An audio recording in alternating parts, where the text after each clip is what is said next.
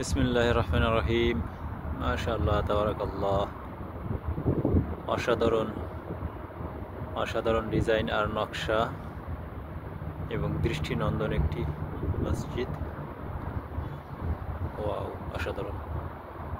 মসজিদেও অনেকগুলো গম্বুজ রয়েছে এবং গম্বুজগুলো সাধারণত স্বর্ণ কালার, একদম গোল্ডেন কালার, এই জন্য আরও আকর্ষণ লাগে। উপরেরটুকু গোল্ডেন কালার আর নিচের অংশটা সাদা, এই জন্য আর একটু মানে নজর কাড়ে এবং দেখতে সুন্দর লাগে। মাশাআল্লাহ, এটি মূলত একটি মরু এলাকা, তারপরেও কত সুন্দর একটা মসজিদ। এখানে ওইখানে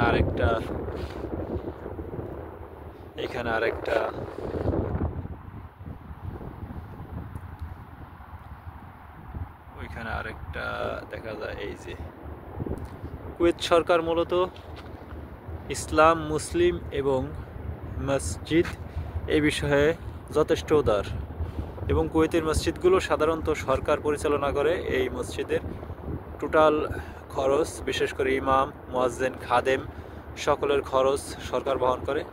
এবং আশ্চর্যের বিষয় হলো এটি একটি মরু এলাকা, একদম মরুভূমি, তারপরও মরু এলাকাতেও জায়গায় জায়গায় এখানে সেখানে একটি করে মসজিদ তৈরি করা। মাশাআল্লাহ, এগুলি সাধারণত এই রাস্তাগুলো দিয়ে যারা মুসল্লিরা যায়, নামাজের সময় হলে এখানে নামাজ পড়ে নেয়। দেখা যায় লোকজন নাই মরু এলাকা, তারপরও নামাজের সময় হলে ঠিকই অনেক মুসল্লি হয়ে যায়। এটি হচ্ছে আরবের সাধারণ বৈশিষ্ট্য। মাশাআল্লাহ, জায়গায় জায়গায় মসজিদ। কুয়েতের মসজিদগুলো বেশ সুন্দর হয়, তবে আমার এই এলাকায়, এই অঞ্চলে এই মসজিদটাই সবচেয়ে বেশি সুন্দর। আমি মাঝে মাঝে আসি, এইখানে দেখতে আসি, ভালো লাগে। আর মরু এলাকা ঘুরতে ভালো লাগে। মাশাআল্লাহ, ওইদিকে হচ্ছে কুয়েত সিটি, দেখি দেখা যায় কিনা সিটি টাওয়ার। সুবহানাল্লাহ, ওইটা সিটি টাওয়ার, কুয়েত সিটির টাওয়ার ওইটা।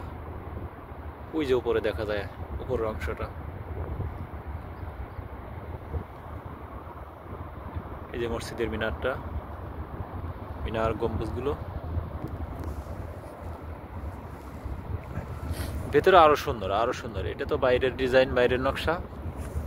আর আরবের মসজিদগুলো সাধারণত বাইরে একটু সাদা সিধা থাকে, কিন্তু ভিতরে বেশ অনেক সুন্দর ডিজাইন করা থাকে, কার্পেট বিছানো, এরপর আরো অনেক ডিজাইন থাকে ভিতরে। বাইরে ততটা ডিজাইন করা না, কিন্তু এই মসজিদটা অনেকটাই ব্যতিক্রম। এটা বেশ বাইরে অনেক সুন্দর। মাশাআল্লাহ, ঘুরতে প্রচন্ড ভালো লাগে।